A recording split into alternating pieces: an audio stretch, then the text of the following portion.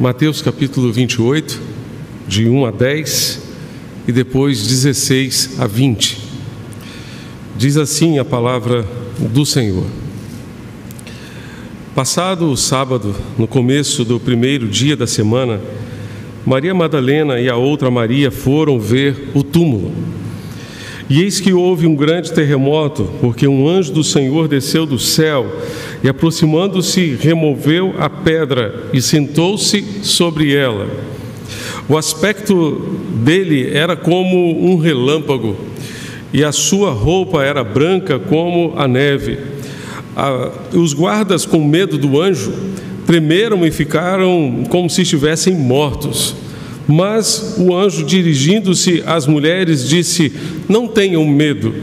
Sei que vocês procuram Jesus, que foi crucificado. Ele não está aqui, ressuscitou, como tinha dito.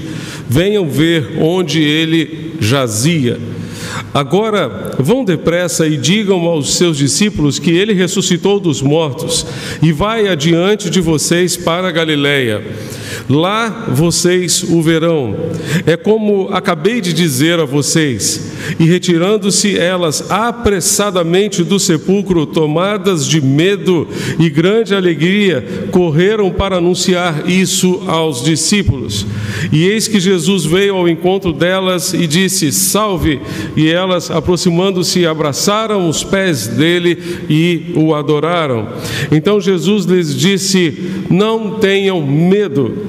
Vão dizer aos meus irmãos que se dirijam a Galileia e lá vocês me verão. E os 11 discípulos, verso 16, e os 11 discípulos partiram para a Galileia, para o monte que Jesus lhes havia designado, e quando viram Jesus, o adoraram, mas alguns duvidaram. Jesus, aproximando-se, falou-lhes, dizendo: toda autoridade me foi dada no céu e na terra, portanto vão e façam discípulos de todas as nações, batizando-os em nome do Pai, do Filho e do Espírito Santo, ensinando-os a guardar todas as coisas que tenho ordenado a vocês, e eis que estou com vocês todos os dias até o fim dos tempos. Meus amados, que Deus abençoe e aplique sua bendita palavra aos nossos corações. Nós encontramos neste texto, primeiramente, algumas razões pelas quais podemos afirmar que de fato Jesus Cristo é a única esperança. Eu gostaria de refletir com os irmãos sobre este tema a partir deste texto. Primeiramente, podemos afirmar que Jesus é a única esperança porque simplesmente Ele foi o único que ressuscitou e não morreu outra vez. Todos aqueles que foram ressuscitados, cujas narrativas encontramos na Bíblia, foram ressuscitados inclusive pelo próprio Senhor Jesus. No Antigo Testamento nós temos alguns exemplos. O filho da mulher de Sunem, ressuscitado por Eliseu, e vários outros casos de pessoas que foram ressuscitadas no Antigo Testamento. Jesus, na narrativa dos Evangelhos, nós encontramos a ressurreição da filha de Jairo, chefe da sinagoga. Encontramos a narrativa também em Lucas capítulo 7 da ressurreição do filho de uma viúva de Naim, da cidade de Naim. Encontramos também em João capítulo 11 a narrativa da ressurreição do grande amigo de Jesus, chamado Lázaro, irmão de Marta e Maria. Todos esses foram ressuscitados pelo poder de Deus, pela intervenção de Deus, mas voltaram a experimentar a morte. Entretanto, Jesus ressuscitou e está vivo entre nós. Está vivo entre nós. Nós não adoramos a um Deus morto, nós não adoramos a um Cristo morto, nós não servimos a um Cristo morto, nós servimos ao Cristo vivo, que venceu a morte, que ressuscitou para estar conosco para sempre. temos grandes líderes no mundo, não apenas no Brasil, mas no mundo, líderes que marcaram a história da humanidade. Alguns iniciaram religiões, as quais respeitamos, mas todos esses líderes morreram e os túmulos deles estão à disposição de quem deseja visitar, com os restos mortais desses grandes líderes. Mas o túmulo de Jesus está vazio, porque, como disse o anjo, Ele não está aqui, Ele ressuscitou. Este Cristo vivo e ressurreto é o Cristo que renova a nossa esperança, que fortalece a nossa esperança. Jesus Cristo é a única esperança, porque Ele morreu, ressuscitou e continua vivo, continua entre nós, está em nosso meio para receber o nosso louvor e a nossa adoração por meio do Seu Espírito. Por isso nós o adoramos, por isso nós louvamos o Seu nome, por isso Ele é a única esperança. Ele ressuscitou e jamais morreu outra vez. Mas em segundo lugar, Jesus Cristo é a única esperança porque Ele cumpre as Suas promessas. Jesus Cristo é a única esperança porque Ele cumpre as Suas promessas. Volte comigo ao texto, por favor. Versículo 6, o anjo vai dizer às mulheres: Ele não está aqui, ressuscitou como tinha dito.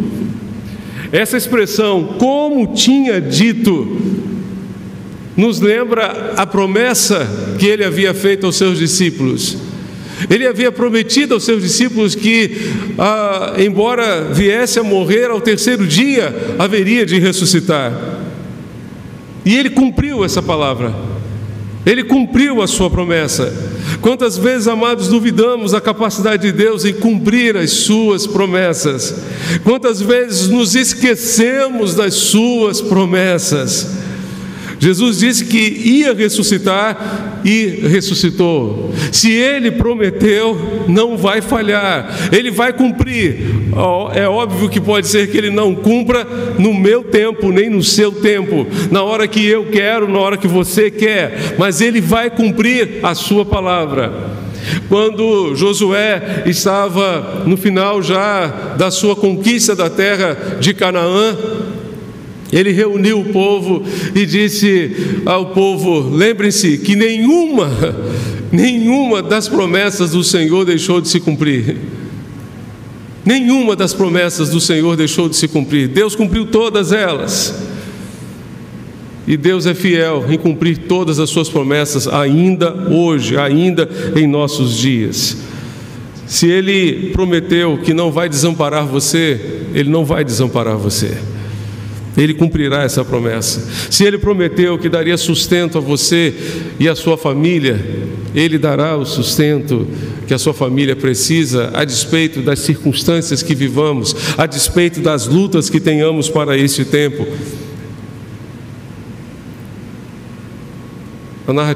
Em uma das narrativas da ressurreição de Jesus, em Lucas capítulo 24, encontramos dois discípulos caminhando na direção de Emaús. Jesus se apresenta a eles, mas eles não o reconhecem, seus olhos estavam como que vendados, e Jesus ali conversando com eles, e eles não percebiam. E Ele então pergunta: por que vocês estão tão tristes assim? E eles então se dirigem a Jesus e dizem: você é o único em Jerusalém que não sabe o que aconteceu com Jesus, o Nazareno. Nós esperávamos, nós tínhamos a esperança de que Ele haveria de ser a redenção de Israel. Mas hoje já é o terceiro dia desde que essas coisas aconteceram e Ele simplesmente morreu.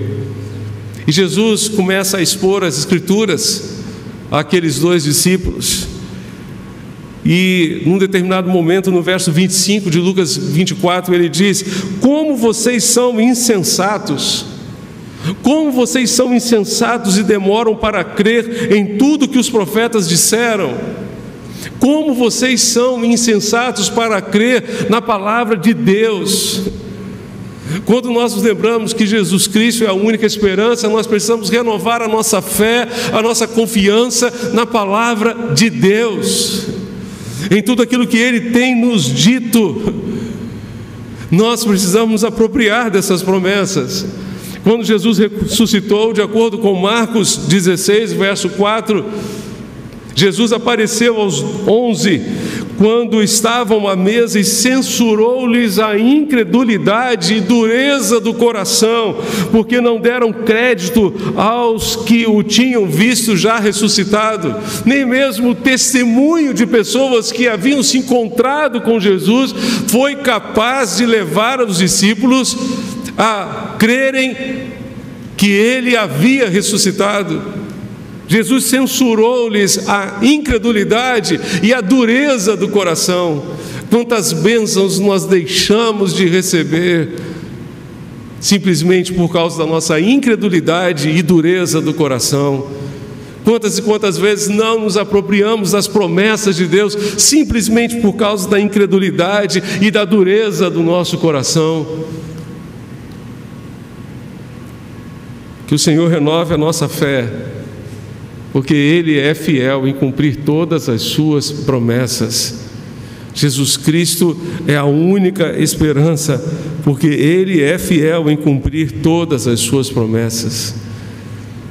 Em terceiro lugar, Ele é a única esperança também porque somente Ele pode nos ajudar a enfrentar os desafios que temos ao longo da nossa trajetória, ao longo da nossa jornada.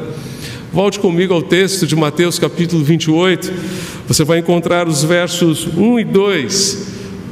Versos 1 e 2 nos dizem que, passado o sábado, no começo do primeiro dia da semana, Maria Madalena e a outra Maria foram ver o túmulo.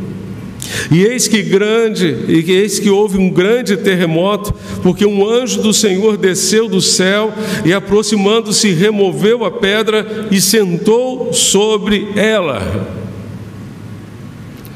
Spurgeon nos diz que não era simplesmente alguém das hostes celestiais, mas um anjo de presença poderosa, o anjo do Senhor que veio ministrar àquelas mulheres e ao próprio Senhor Jesus naquela manhã de domingo. A grande preocupação das mulheres ao se dirigirem ao sepulcro era: quem removerá a pedra? Nós queremos ungir o corpo de Jesus, queremos tratar o corpo de Jesus, mas quem vai remover aquela pedra que servia de porta para o sepulcro? Quem vai removê-la? Certamente na caminhada da vida nos deparamos com muitas pedras pelo caminho. Diante delas surge muitas vezes a interrogação: quem vai remover essas pedras? Como tirar essas pedras? Pedras de provações e angústias, pedras de ansiedade e situações adversas que enfrentamos no nosso dia a dia. Quem vai remover? Como vamos resolver essas situações? Por vezes ficamos a pensar: quem resolverá esse problema? Quem solucionará essa situação? Como vamos atravessar essa situação tão difícil? As mulheres se viram limitadas diante daquela pedra, elas se viram sem forças e sem condições de removê-la. Quantas vezes nos achamos fracos, limitados diante dos problemas da vida, nos vemos sem condições de resolvê-los, achamos que os nossos recursos humanos não são capazes o suficiente para remover as pedras que estão diante de nós. E é aí que precisamos agir como aquelas mulheres agiram. Elas não desistiram de ir ao sepulcro, apesar da pedra que teriam que encontrar. Elas não desistiram de ir ao sepulcro, apesar de saberem que teria uma pedra diante delas. Tinham, na verdade, uma preocupação no coração: quem removerá essa pedra? Mas caminharam na direção do sepulcro mesmo assim. Não podemos desistir de caminhar. Não podemos desistir de caminhar na direção que Deus tem colocado diante de nós, embora não tenhamos todas as respostas. Abraão, por exemplo, quando saiu da terra de Ur dos Caldeus para peregrinar por uma terra desconhecida, ele não tinha todas as respostas, mas ele caminhou na direção de Deus. Deus não lhe deu um mapa para que ele pudesse seguir. Deus não colocou um GPS na sua mão. Ele disse: eu serei o seu mapa, eu estarei com você. Eu lhe darei respostas na medida em que as perguntas forem surgindo. Quantas vezes queremos todas as respostas? Todas as respostas de uma vez. E Deus muitas vezes vai nos responder a uma pergunta e depois a outra pergunta, no tempo dele, do jeito dele, para que nós possamos assimilar de fato aquilo que ele tem a nos dizer. Não podemos desistir de caminhar na direção de Deus, embora não tenhamos todas as respostas. Precisamos aprender que Deus é quem remove as pedras. Foi Ele quem removeu a pedra do sepulcro. Ele mandou um anjo e o anjo simplesmente, sem a menor dificuldade, removeu aquela pedra. É Ele quem pode remover as pedras que estão diante de você. Se Ele teve poder para remover a pedra do sepulcro, e mais ainda, se Ele teve poder para ressuscitar Jesus dentre os mortos, Ele tem poder para resolver os seus problemas de acordo com a sua vontade, de acordo com o seu propósito para a sua vida. Jesus venceu a morte. Quer problema maior do que esse? E se Ele venceu a morte, Ele pode dar vitória a você sobre a morte, sobre todos os problemas, sobre todas as lutas e adversidades que você tenha que enfrentar.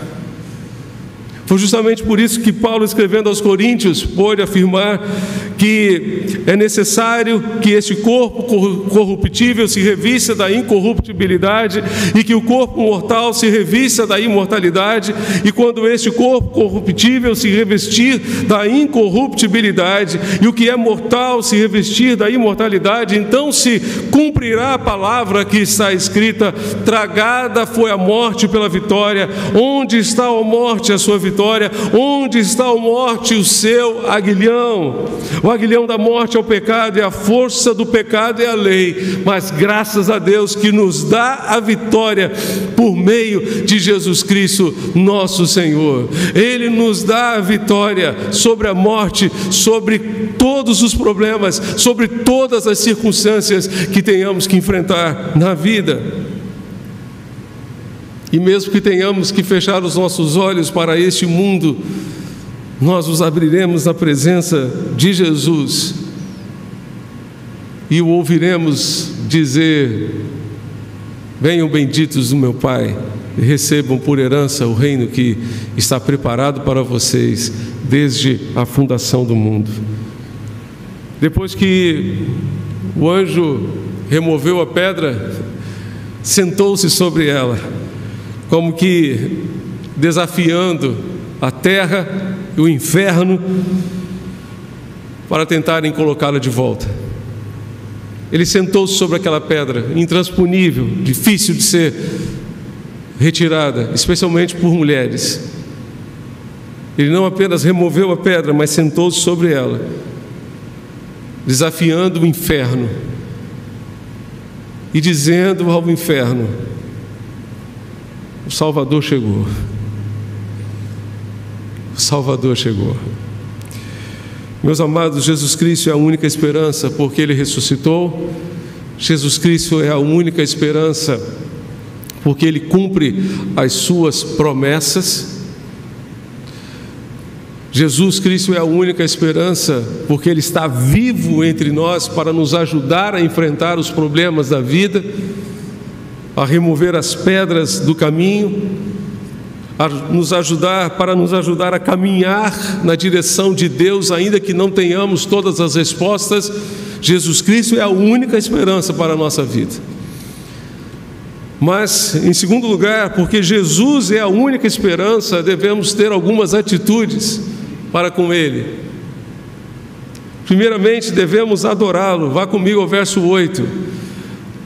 Mateus 28, verso 8 nos diz que, retirando-se elas apressadamente do sepulcro, tomadas de medo e grande alegria, correram para anunciar isso aos discípulos.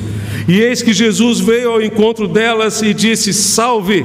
E elas, aproximando-se, abraçaram os pés dele e o fizeram o que, irmãos? Adoraram. Agora o verso 16. Verso 16 nos diz que os 11 discípulos partiram para a Galiléia, para o monte que Jesus lhes havia designado. E quando viram Jesus, fizeram o que, irmãos? O adoraram. O adoraram. Uma bênção preciosa que temos na presença de Jesus é a bênção que adoramos ao Cristo vivo e ressurreto. Aquelas mulheres agora não se encontraram com um anjo, mas se encontraram com o próprio Jesus. Se encontraram com o próprio Cristo ressurreto. Porque Jesus é a nossa esperança, nós precisamos adorá-lo. Adorá-lo com todo o nosso coração, adorá-lo com todo o nosso ser. Precisamos nos prostrar diante dele e adorá-lo com toda a nossa alma. Adorar a esse Cristo que conhece o nosso coração, que não se contenta com a nossa aparência, mas que vê o nosso coração. Esse Cristo que pôde dizer aos escribas e fariseus: este povo honra-me com os lábios, mas o seu coração está longe de mim, em vão me adoram,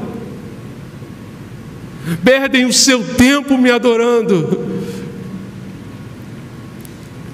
O Senhor quer colher de mim, de você, nesta manhã, uma verdadeira adoração. O Pai continua à procura de verdadeiros adoradores, não de adoradores falsificados.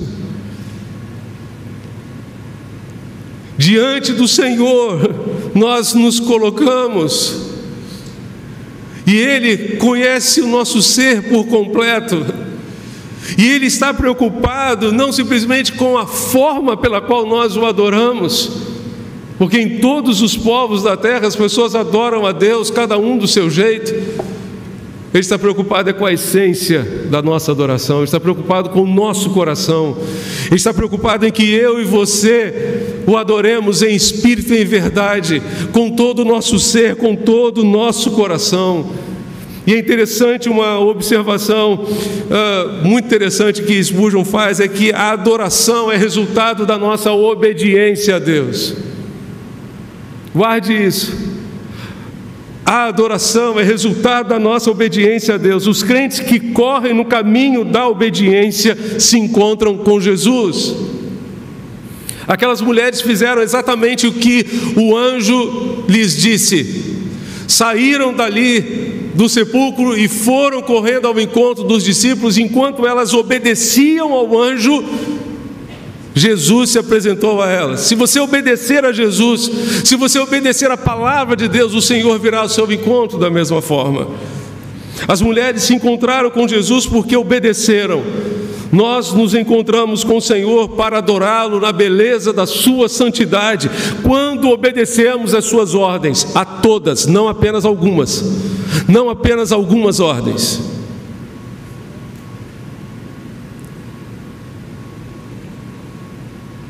Recentemente compartilhei com vocês, com os irmãos, uma série sobre voltar aos princípios, de volta aos princípios.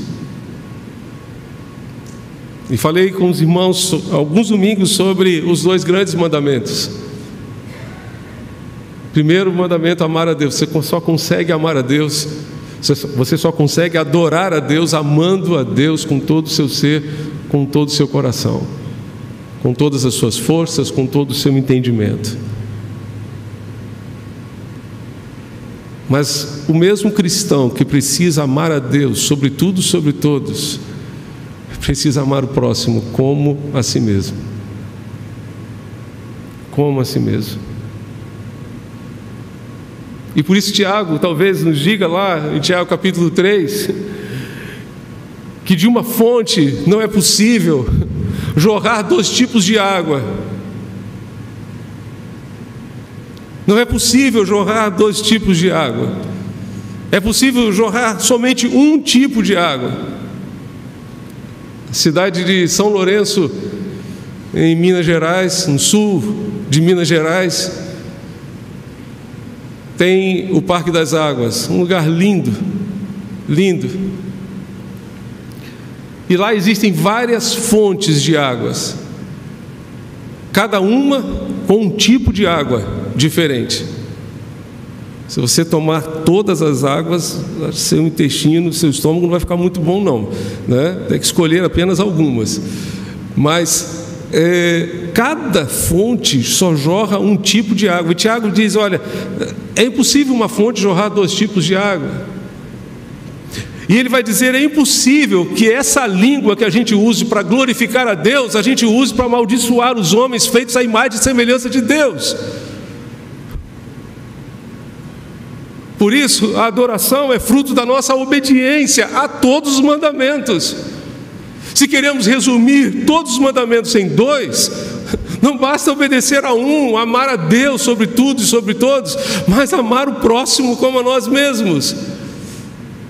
Porque se nós não amamos o nosso próximo, a nossa adoração é vã, a nossa adoração não chega ao coração de Deus. Adoração e obediência, guardem isso, sempre vão andar juntas. Sempre vão andar juntas. Samuel precisou ensinar esse princípio a Saul. E lhe disse, será que o Senhor tem prazer? Será que o Senhor tem mais prazer em holocaustos e sacrifícios do que no obedecer a sua palavra? Eis que o obedecer é melhor do que o sacrificar, e o ouvir é melhor do que a gordura de carneiros. Meus irmãos, os holocaustos, os sacrifícios eram atos de culto, de adoração do povo de Israel. E Samuel diz, obedecer é melhor do que sacrificar, obedecer é melhor do que cultuar. E ele continua dizendo que a rebelião é como o pecado da feitiçaria, e a obstinação é como a idolatria e o culto a ídolos do lar. Porque por você ter rejeitado a palavra do Senhor, ele também o rejeitou como rei de Israel, disse Samuel a Saul. Se não temos a disposição de obedecer sem restrições, sem impor condições a Deus, a esse Deus a quem desejamos adorar, a nossa adoração é vã, a nossa adoração é vazia de sentido e de propósito. Mas em segundo lugar, se Jesus Cristo é a nossa única esperança, além de adorá-lo, precisamos proclamá-lo. Precisamos proclamá-lo. Voltem comigo ao verso 5. Mateus 28, verso 5 nos diz que o anjo, dirigindo-se às mulheres, disse: não tenham medo. Sei que vocês procuram a Jesus que foi crucificado. Ele não está aqui, ressuscitou como tinha dito. Venham ver o lugar onde ele jazia. Agora vão depressa e digam aos seus discípulos que ele ressuscitou dos mortos e vai adiante de vocês para a Galiléia. Lá vocês o verão, como acabei de dizer a vocês. E retirando-se elas apressadamente do sepulcro, tomadas de grande medo e alegria, correram para anunciar que Jesus estava vivo. Se Jesus é a nossa única esperança, nós precisamos proclamá-lo, porque há muitas e muitas pessoas hoje sem esperança, desesperadas, desesperançadas, querendo dar fim às suas próprias vidas, achando que não tem mais jeito. para si mesmas, não encontram mais motivação para viver, não encontram mais razão para viver. Jesus Cristo é a única esperança. Mas aí eu me lembro também de uma palavra do Bill Hybels que dizia que a igreja é a esperança do mundo. Quando a igreja não cumpre a sua missão, o mundo sofre. A igreja é a esperança do mundo, porque é ela um instrumento dado por Deus, instituído por Deus, para levar esperança ao mundo, para levar esperança às pessoas que hoje sofrem sem ter esperança. Interessante que o anjo não quis deixar as mulheres olhando por muito tempo para dentro do sepulcro, pois elas tinham um trabalho a fazer. O anjo não quis deixar aquelas mulheres contemplando o sepulcro. Deu-lhes logo uma ordem e disse que elas deveriam ir com toda a pressa, apressadamente ao encontro dos discípulos.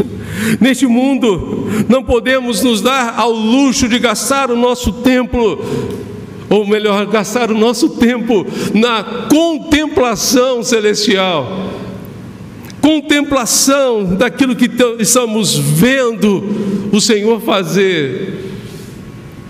Observe as palavras do anjo. Primeiro ele diz: vinde ver. Depois ele diz: ide depressa. Se nós já vimos, se nós já temos a certeza de que Jesus é a esperança, se nós já temos a certeza de que Jesus ressuscitou, e Ele certamente fará a diferença para as pessoas, como tem feito nas nossas próprias vidas, precisamos ir a toda pressa. Não podemos ficar simplesmente contemplando o que Jesus está fazendo, vivendo uma vida meramente contemplativa. Deus quer de mim, de você, atitude. Que saiamos da nossa zona de conforto e entremos em contato com as pessoas que precisam ter esperança. É como se o anjo estivesse dizendo àquelas mulheres: certifiquem-se que ele está vivo. Olhem aqui o lugar onde ele jazia, olhem o lugar onde ele estava. Mas agora que vocês já têm consciência de que ele ressuscitou, vão depressa, vão depressa, que seus pés sejam ágeis, porque notícia boa como a que vocês têm para dar, não deve fazer com que vocês demorem pelo caminho. Vão logo, vão depressa. Mas quantas vezes a gente demora? Quantas vezes a gente demora? Para muitos crentes, a vida cristã se resume ao vinde ver. Venham e vejam.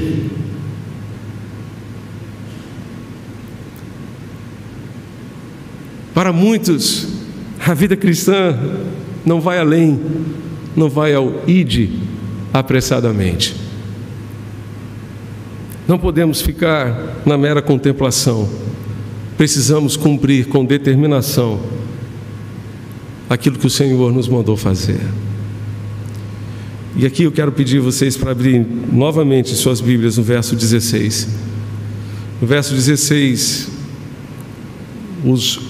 seguiram os 11 discípulos para a Galiléia, para o monte que Jesus lhes designara, e quando viram, o adoraram. Mas alguns duvidaram. Jesus, aproximando-se, falou-lhes, dizendo: toda autoridade me foi dada no céu e na terra. Ide, portanto, fazei discípulos de todas as nações, batizando-os em nome do Pai, do Filho e do Espírito Santo, ensinando-os a guardar todas as coisas que vos tenho ordenado, e eis que estou convosco todos os dias, até a consumação dos séculos, até o fim dos tempos. Lá no monte, o Senhor deu aos discípulos, a todos os seus discípulos, mais uma recomendação: deu-lhes uma missão. Deu-lhes uma missão. Não se esqueça a sua missão. A sua vida cristã não pode se resumir à contemplação.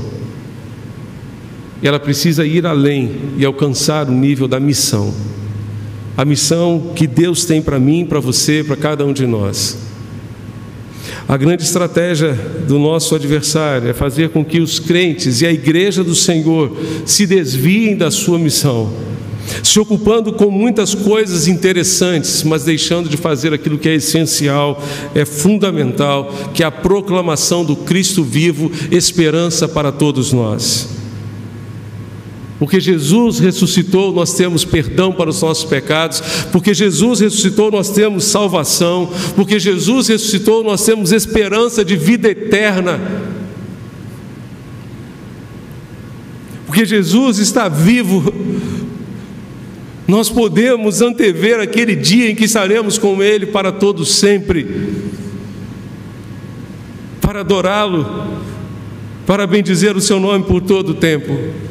Se nós, pela fé, vimos o túmulo vazio, se pela fé nós contemplamos o túmulo vazio e temos a certeza de que Jesus ressuscitou pela nossa própria experiência com Ele, se nos encontramos com Cristo ressurreto, aproveitemos as oportunidades que o Senhor nos tem dado e cumpramos a nossa missão de fazer discípulos, de anunciar a esperança a tantas e tantas pessoas que precisam desta salvação. Deus pode contar com você? Ele pode contar com você? Você está disposto a ir apressadamente, com toda a pressa, as pessoas que hoje estão sofrendo, sem Jesus, sem salvação, e precisam conhecê-lo, como você conheceu um dia? Vamos orar? Feche seus olhos para falarmos com Deus.